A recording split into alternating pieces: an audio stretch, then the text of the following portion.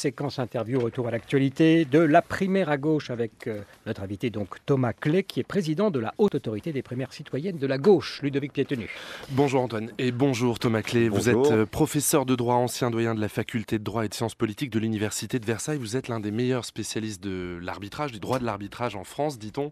Vous avez 47 ans. Un petit clin d'œil à ce que l'on vient d'entendre. La directrice générale du FMI, Christine Lagarde, dont on connaîtra le sort lundi 15h. Vous êtes à l'origine, vous, d'un recours contre Bernard Tapie et ses 403 millions d'euros. Vous allez sans doute m'opposer un refus poli de commentaire, Évidemment, mais je vais vous en demander un quand même. Je ne vais pas répondre parce que je suis là pour vous parler de la primaire. Comment vous regardez ce procès ? Et je ne veux pas mélanger les genres, mais j'observe très attentivement évidemment ce qui se passe. C'est un dossier qui m'est cher. Je n'ai pas déposé un recours contre Bernard Tapie, comme vous venez de le dire, mais l'État a déposé un recours contre la sentence arbitrale à un moment clé du dossier, et il a bien fait puisque cette sentence arbitrale a fini par être annulée, rétractée pour être précis, par la Cour d'appel de Paris, puis par la Cour de cassation.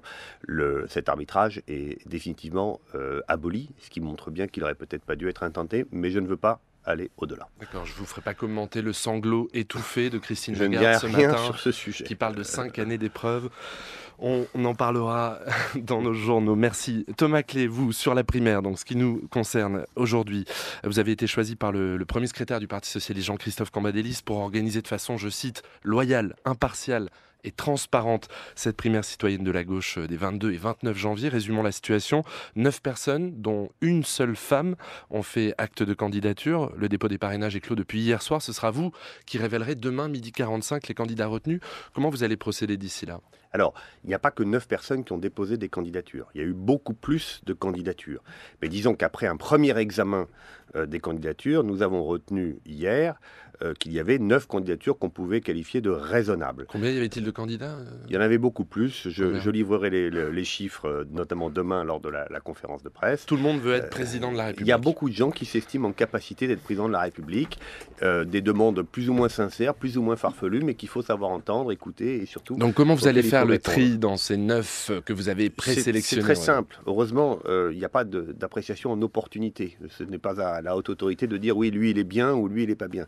Il y a des critères. Ces critères, ils sont juridiques. La haute autorité, qui est composée de 15 juristes éminents, examine très minutieusement, très méticuleusement quels sont, si les critères sont remplis candidat par candidat. Donc voilà. C'est le nombre de parrainages, on parle aussi d'être à jour de cotisation, de sa cotisation d'élu, de sa cotisation de militant. Il y a eu des polémiques cette semaine concernant Arnaud Montebourg et Vincent Payon. Oui, alors ça n'a rien à voir avec la situation de Arnaud Montebourg et Vincent Payon.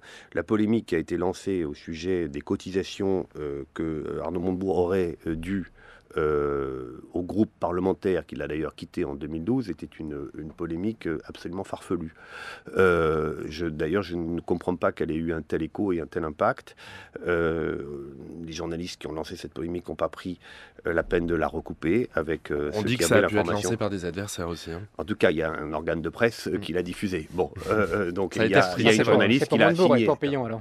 Comment ? Ça, c'est pour Montebourg. Vincent Payon a régularisé sa cotisation dès vendredi matin. Les caisses sont pleines. Mercredi matin. Voilà, mais si vous voulez... Il suffit de regarder dans un logiciel, hein, ça s'appelle Rosam. C'est disponible sur 3 ordinateurs à un étage du Parti Socialiste à Solferino.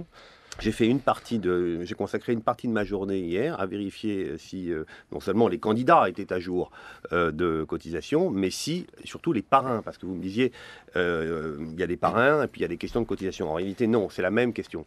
C'est-à-dire, est-ce que les parrains sont à jour de cotisation ? D'accord. Et c'est l'essentiel du travail que nous sommes en train d'effectuer. Mais il y a une deuxième catégorie de candidats, ce sont ceux qui ne sont pas socialistes, qui sont membres des partis associés et qui ne sont donc pas soumis à ces conditions de parrainage.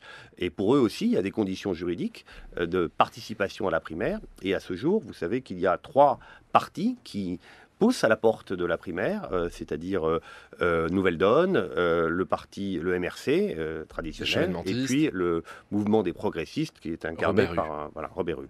Donc là encore, il va falloir qu'on tranche ces questions d'ici demain.